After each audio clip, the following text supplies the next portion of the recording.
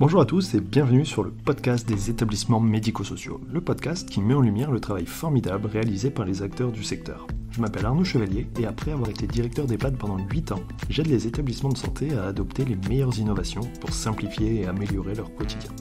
J'ai créé ce podcast pour partager les belles expériences portées par des gens passionnés. Avant de commencer, si vous appréciez ce podcast, vous pouvez vous abonner pour ne rater aucun épisode et encore mieux, mettre une note 5 étoiles sur Apple Podcast et le partager à vos collègues. Sur ce, bon épisode. Alors aujourd'hui, j'échange avec Marie-Odile Duplouy, qui est la coordinatrice du SIAD Précarité Abri Santé. C'est un SIAD qui vient d'ouvrir et qui est dédié, qui s'adresse aux personnes en grande précarité. Alors, merci Madame Duplouy de participer à ce podcast. Avant de rentrer dans le vif du sujet, est-ce que vous pouvez vous présenter ? Alors bonjour, merci à vous. Donc, je suis infirmière diplômée depuis 1996.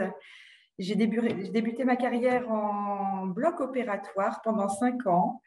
Après cette expérience, j'ai souhaité découvrir le plus possible de facettes du métier. J'étais jeune et j'avais envie de voir un petit peu quelles étaient les autres facettes et notamment développer le relationnel. J'ai fait 2 ans d'intérim, à l'issue desquels j'ai finalement décidé de m'installer en libéral sur le secteur de Valenciennes pendant 3 ans et sur la Vénois pendant 8 ans. J'ai atteint le point de rupture de l'exercice en libéral en 2013 et à ce moment-là, j'ai eu l'opportunité d'intégrer l'assurance maladie comme conseillère en santé au niveau du service SOFIA, un service dédié à l'accompagnement des pathologies chroniques. Et en 2015, toujours à l'assurance maladie, mais sous une autre antenne, la direction régionale du service médical, j'ai eu la chance d'être recrutée pour participer à l'expérimentation de la création du métier d'infirmière du service médical. C'est pour travailler en collaboration avec les médecins conseils. C'est une expérimentation qui a été menée avec succès. Le métier a été généralisé en 2019. En 2020, comme tout le monde, j'ai subi la crise Covid de plein fouet et là, j'ai eu une grande remise en question professionnelle et j'ai souhaité m'orienter vers des missions de coordination. J'ai initialement été recrutée pour la création d'un CSI sur le secteur de Maubeuge. C'est une expérience qui n'a pas duré très longtemps. Ensuite, j'ai été recrutée comme coordinatrice de parcours au niveau de la plateforme territoriale d'appui qui a vocation à devenir prochainement un dispositif d'appui à la coordination. C'est un dispositif ARS qui a pour but de coordonner les situations de santé complexes sur les territoires, d'articuler tous les acteurs des territoires et d'activer le partenariat hôpital-ville. Et est arrivé le projet Abri Santé et là, j'ai difficilement pu retenir mon envie de participer à ce magnifique projet. Et donc, j'ai saisi cette opportunité. J'ai eu la chance d'être recrutée comme infirmière coordinatrice pour pouvoir m'investir dans la création de ce service destiné à mener le soin auprès des plus précaires. Ok, alors c'est un super parcours riche et varié. Juste quelques questions. Sur votre expérience en intérim, vous interveniez dans quel domaine ? J'ai touché à tout. J'ai fait de l'entreprise un petit peu. Pour tout vous dire, à l'époque, j'étais motarde et je choisissais des missions avec beaucoup de déplacements.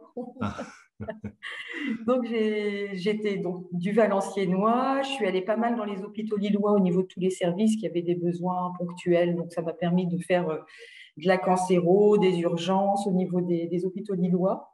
Je suis partie aussi dans le Pas-de-Calais au niveau d'une entreprise comme infirmière santé-travail. D'accord. Et puis, j'ai posé un peu mes valises sur un service d'unité de convalescence pour personnes âgées, mais du régime minier. D'accord. Avant de m'installer en libéral. Alors, ça vous a amené à rejoindre le SIAD Précarité Abri Santé à quel moment ? Parce que c'est très récent. Oui, c'est très récent. J'ai pris mes fonctions le 26 avril de cette année. D'accord, donc très très récent. Très Alors, récent. est-ce que vous pouvez nous expliquer ce que c'est en fait le projet, d'où ça vient et quel objectif ?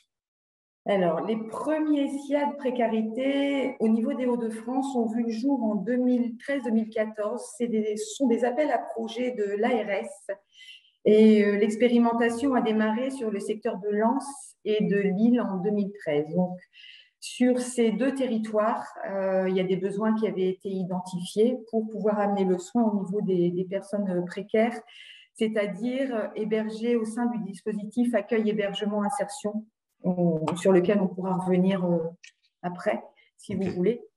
Et donc, au niveau du territoire de Lens, c'est porté par l'APSA, et sur la métropole lilloise, à Capinghem, c'est la Beige, qui avait répondu avec succès à ces appels à projets qui ont pu expérimenter les premiers ces services. C'est pareil, c'est une expérimentation qui a vite fait ses preuves, et donc il y a eu un déploiement au niveau de Dunkerque et de Boulogne-sur-Mer, Amiens, Beauvais en 2019. Donc, ce sont des SIA de précarité qui sont portés aussi par différentes associations. C'est toujours un appel à projet qui est lancé par l'ARS. Et en 2020, l'appel à projet en août 2020 pour le territoire de Valenciennes, du Valenciennois, et Lens, Château-Thierry, Soissons dans l'Aisne. D'accord.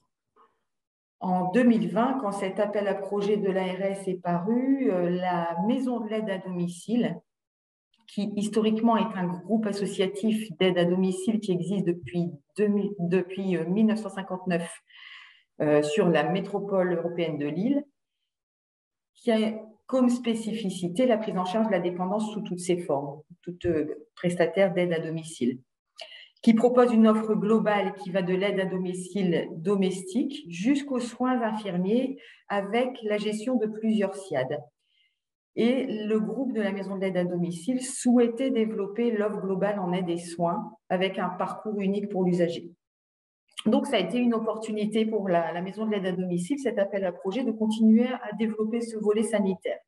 En revanche, n'étant pas sur le territoire du Valenciennes, ayant une connaissance de la précarité, mais plutôt dans le droit commun, ils ont souhaité le faire en se rapprochant d'un acteur du territoire, qui est l'AJAR, qui est l'Association pour la justice et l'accueil et la réinsertion, qui est implantée sur le territoire de Valenciennes depuis 1975, donc 46 ans, qui a donc une vraie expertise auprès du public marginalisé et qui possède par exemple un centre d'hébergement et de réinsertion sociale depuis 1978, donc qui était un vrai acteur majeur connu et reconnu sur le territoire de Valenciennes. Et donc, plutôt que de répondre chacun de leur côté, les deux partenaires ont trouvé que ça pouvait être bien de mutualiser les compétences et les moyens et de répondre conjointement à l'appel à projet lancé par l'ARS.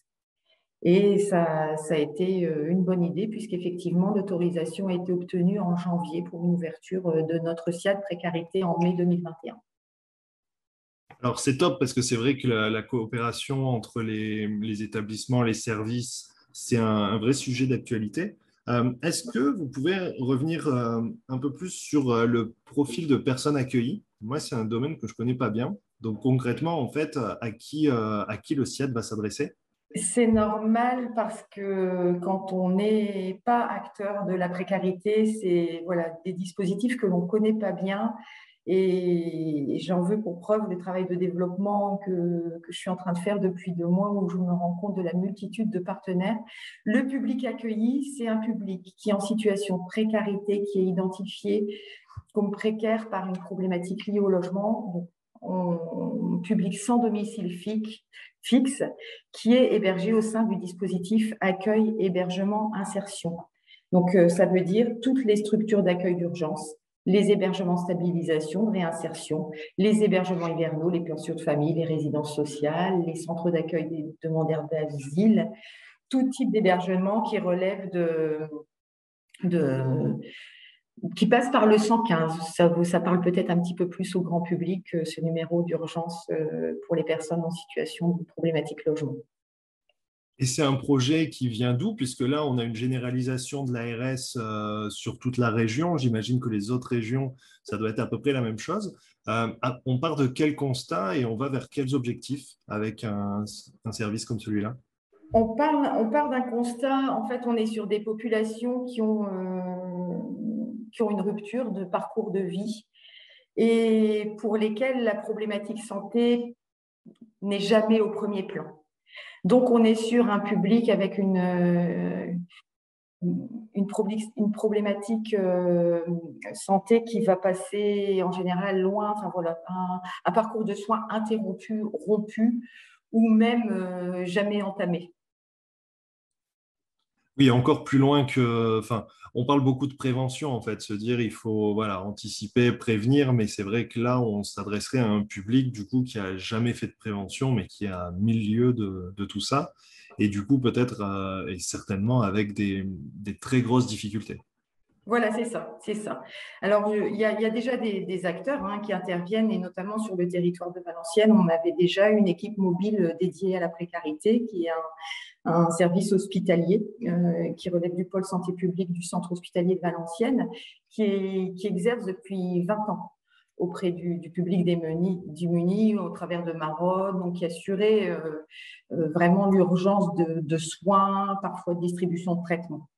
Pour autant, avant de lancer l'appel à projet, évidemment, il y a quand même un diagnostic de territoire qui a été fait et il y avait encore des besoins. Et on se rend compte, là, dans le travail de développement que je fais avec toutes les équipes socio-éducatives avec lesquelles on travaille et auprès desquelles on se présente, que l'éducateur qui accompagne socialement la personne va bien pressentir qu'il y a une problématique santé sans forcément avoir un regard de soignant et sans savoir la définir et trouver le bon interlocuteur à interpeller. C'est là que nous, on va pouvoir s'inscrire et intervenir.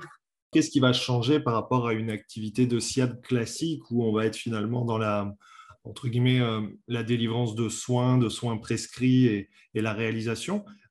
Qu'est-ce qui change avec un SIAD précarité? Ce qui va changer, c'est l'approche. Pour ramener la personne aux soins, on va avoir un public qui est quand même extrêmement fragile, avec des parcours de vie très difficiles. Donc, il va falloir travailler longuement parfois pour raccrocher le soin. Donc, la grosse différence par rapport à un SIAD classique, c'est qu'on a une équipe pour l'instant 100% infirmière. C'est-à-dire qu'on va pouvoir développer notre action d'éducation, d'accompagnement, éducation thérapeutique plus facilement, même en s'inscrivant sur un soin de nursing initialement. Si la demande, si la problématique initiale, c'est un besoin en nursing simple, mais qu'elle permet, grâce à l'accompagnement quotidien de l'infirmière, d'aller détecter d'autres problèmes et d'accompagner au niveau éducatif de façon plus renforcée, ce sera une première mission réussie. J'imagine qu'il faut des profils aussi particuliers dans l'équipe. Si c'est des infirmiers, enfin, c'est un métier qui est assez différent. Comment vous les accompagnez? Est-ce qu'il y a des formations? Est-ce qu'il y a un profil un peu ciblé? Alors, le premier accompagnement aujourd'hui, puisqu'on est dans une création, pour l'instant, on va être à terme on a recruté aujourd'hui 3 infirmiers avec moi. La première est arrivée en mai et donc elle participe à tout ce travail de développement, toutes les rencontres que nous organisons sur le territoire avec tous les différents partenaires. Donc, ça lui permet, elle, de s'approprier cette culture socio-éducative et les habitudes de chaque centre d'hébergement et de voir comment on peut s'y inscrire auprès de nos patients. Les 2 autres infirmiers vont nous rejoindre un petit peu plus tard. Sophie nous rejoint en août et Stéphane nous rejoindra en septembre. Et d'ici là, en fonction des besoins qui seront identifiés, des soins sur lesquels on est sollicité, les besoins principaux, nous verrons si on peut renforcer l'équipe avec aide-soignants AMP. En fait, on a été aussi en immersion au niveau des autres SIAD précarité déjà existants. J'ai été en échange avec mes collègues coordinatrices de Lens et d'Amiens et de Lille. Sandrine, notre première infirmière, a pu bénéficier même d'une immersion de 2 jours. Elle a réalisé des tournées au sein de la métropole lilloise. On peut difficilement comparer forcément nos rythmes de travail seront peut-être pas les mêmes parce qu'on n'a pas exactement le même public en fonction des territoires. Donc, il y a des similitudes, il y a des organisations qui sont classiques, qui sont typiques d'une organisation d'un service infirmier classique, mais on va effectivement avoir une casquette d'accompagnant à développer beaucoup. Donc, l'empathie, l'infirmière, la patience, c'est clair qu'elles vont devoir développer beaucoup de compétences autres que les compétences techniques. Peut-être que est certainement un préjugé, mais est-ce qu'il n'y a pas aussi une dimension un peu de violence ou d'agressivité? C'est possible. Donc, c'est aussi une question qui, en tout cas, qu'on leur a posée quand on les a recrutés, de savoir un petit peu quelle était leur approche de cette violence. Et après, l'idée, c'est pas de se mettre en danger non plus. Si on a une personne qui est violente et en refus de soins, on va faire notre maximum. Aujourd'hui, sur l'expérience que l'on a, on n'y a pas encore été réellement confronté. Pour autant, on a un public parfois très marginalisé. Voilà, on a réussi à recadrer assez facilement. Oui, après, c'est une notion Après, de confiance de ouais, toute façon. ce qui est important aussi de dire, c'est que de toute façon, on travaille en collaboration étroite avec toutes les équipes socio-éducatives des centres d'hébergement et que s'il y a un risque trop important, nous serons accompagnés par un éducateur, par quelqu'un qui connaît la personne. Enfin, donc, il y a une relation de confiance vraiment à créer et qui se crée assez naturellement quand on est infirmière auprès de tout type de public. Ça, c'est vraiment quelque chose de... Enfin, c'est un constat que j'ai pu faire au cours de mes 25 années d'expérience. Et le retour d'ailleurs des autres SIAD précarité, leur retour d'expérience, est de dire que c'est un public qui peut effectivement être violent, voire menaçant parfois, mais qu'il est souvent assez protecteur avec nous en tant que soignante. Oui, j'imagine, ne serait-ce que parce que vous tendez la main. Et puis, il faut aussi dire, je pense que les infirmières, les soignants en général ont malheureusement un peu l'habitude de gérer le refus de soins qui peut après aboutir à voilà, un peu d'énervement. Exactement. Et puis après, voilà, on est vraiment dans cette mission de l'aller vers. Donc, la personne, elle est en sécurité, elle est dans son milieu de vie habituel. Enfin, voilà. Il y a déjà un accompagnement qui est entamé au niveau social. Voilà, pour autant, c'est pas toujours simple, hein, mais ça fait partie aussi de nos compétences que de savoir encadrer ce genre de situation. Oui, bien sûr. Au niveau des résultats attendus, alors c'est extrêmement difficile d'aller sur des résultats, de chiffrer, surtout que vous êtes sur le début, mais par rapport à des retours d'expérience, qu'est-ce qui a abouti à la généralisation du dispositif, mais ainsi à de précarité, qu'est-ce que ça change sur le territoire? L'idée, c'est vraiment de favoriser le maintien en hébergement, de ramener le soin et donc de limiter les hospitalisations. Vraiment, le but, c'est de limiter les hospitalisations courtes ou longues, les hospitalisations récurrentes. Le fait d'amener le soin sur le lieu de vie, ben, ça évite une embolisation des urgences et des services pour des motifs qui ne le nécessitent pas forcément. Donc, je pense que vraiment l'indicateur de réussite, ça sera celui-là, même s'il est très difficile à quantifier, puisque par définition, une hospitalisation qu'on aura évitée, ben, on ne pourra pas la comptabiliser. Et puis,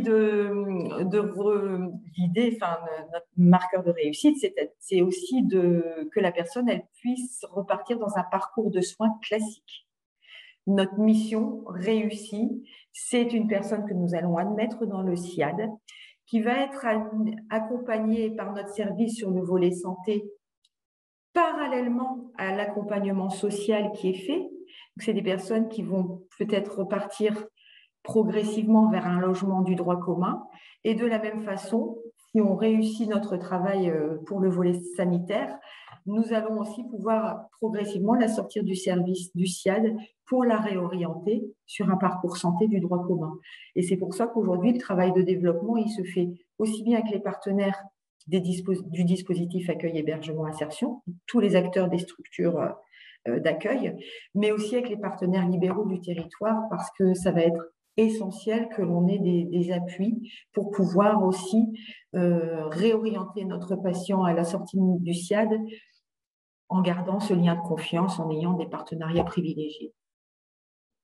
Alors, partenariat privilégié libéraux, j'entends un peu le médecin traitant, Le médecin mais est-ce que traitant, c'est pas super compliqué de trouver un médecin traitant, ne serait-ce en plus pour un public encore plus difficile? Alors, il y a une passe hospitalière qui existe. Donc ça, c'est la consultation hospitalière qui existe pour toutes les personnes qui n'ont pas de droit ouvert. Et à l'issue, enfin, là aujourd'hui, vous n'êtes pas sans savoir qu'il y a énormément de choses qui sont faites sur les territoires pour faciliter la coordination de la santé et le partenariat entre la ville et l'hôpital. Et on a tout intérêt à s'inscrire dans ce maillage qui est en train de se faire, notamment avec les CPTS, les MSP, et de trouver des appuis. Et il y a bon nombre de professionnels de santé aujourd'hui qui sont motivés et sans a priori, en tout cas, sur ce public difficile. Et on a des réponses positives. Bon, ça c'est top, ça c'est positif et c'est encourageant.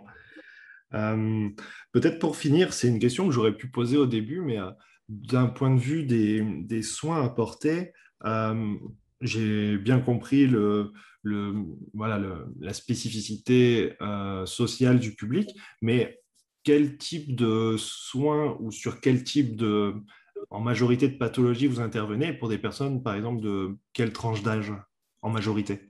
Alors, on va être par rapport à un SIAD classique, c'est une autre spécificité, c'est qu'effectivement, on n'est pas sur une personne de plus de 60 ans ou en situation de handicap. On est sur un public de 18 ans ou plus, tout en sachant que dans les centres d'hébergement dans lesquels on va intervenir, il y a aussi des typologies familiales qui existent. Donc, il peut y avoir plusieurs besoins au niveau de la même famille. Et les types de soins, on va être vraiment sur le soin infirmier dans toute la palette donc c'est du soin infirmier, que ce soit du soin de nursing ou soin plus technique. Et on peut être sollicité pour un petit soin, comme je vous disais tout à l'heure, de base initialement, ce qui va nous permettre d'intégrer la personne dans le SIAD et remettre progressivement le pied à l'étrier en se montrant accompagnant pour reprendre les rendez-vous auprès des spécialistes et voilà. Mais aussi, on peut être sollicité très classiquement à l'issue d'une hospitalisation pour reprendre le soin de sortie, le pansement, la perfusion, enfin le soin infirmier beaucoup plus classique, entre guillemets. D'accord, mais avec une dimension d'éducation thérapeutique pour faire en sorte qu'il y ait la prévention qui se mette en place, mais aussi la compréhension et puis surtout le suivi du parcours de soins, j'imagine. L'idée, c'est qu'il n'y ait pas de décrochage et que ça puisse aller jusqu'au bout et éviter d'avoir à retourner, que ce soit à l'hôpital ou en tout cas être soigné, guéri le plus vite possible. On sait que c'est un public qui, en sortie d'hospitalisation, pouvait ne pas faire les soins et c'est ce qui pouvait générer derrière des hospitalisations récurrentes, des réhospitalisations. Donc, l'idée, c'est vraiment d'essayer de ne pas lâcher à ce moment-là et de nous inscrire à ce moment-là. Ok, super, ben, c'est très clair pour moi. Est-ce que on aurait oublié de mentionner des partenaires ou alors des partenaires vers qui vous souhaitez aller? Tous les partenaires du territoire que j'ai déjà eu l'occasion de rencontrer. Il y en a encore beaucoup que je n'ai pas encore rencontrés. Mais je les remercie tous pour l'accueil qui est fait au service et à l'intérêt qui est manifesté. Il y a vraiment une harmonisation qui est en train. Après, on est en train de créer un langage commun. Il faut s'inscrire dans des circuits qui sont déjà compliqués, pas linéaires, et tout ça, ça demande un gros travail de rencontre. Mais voilà, c'est en train de se faire avec beaucoup d'intérêt parce que ce qui nous préoccupe tous en tant que soignants ou en tant qu'intervenants social, éducateurs, c'est le service rendu à la personne et voilà, on est dans cette préoccupation-là. Eh ben super, ben c'est un joli mot de la fin. Donc, je vous remercie pour le temps accordé et pour ces explications. Moi, c'est un domaine que je connais très peu, donc j'ai appris plein de choses. Donc, merci à vous. C'est moi qui vous remercie, Monsieur Chevalier. Et à bientôt. À bientôt. Merci d'avoir écouté l'épisode jusqu'au bout. J'espère que le sujet vous a plu et qu'il vous inspirera. Pour m'aider à faire connaître le podcast, abonnez-vous sur votre plateforme d'écoute préférée ou notez-le et partagez-le sur vos réseaux sociaux. N'hésitez pas à me contacter sur LinkedIn pour toute remarque ou proposition de sujet. Bonne journée et à bientôt sur le podcast des établissements médico-sociaux.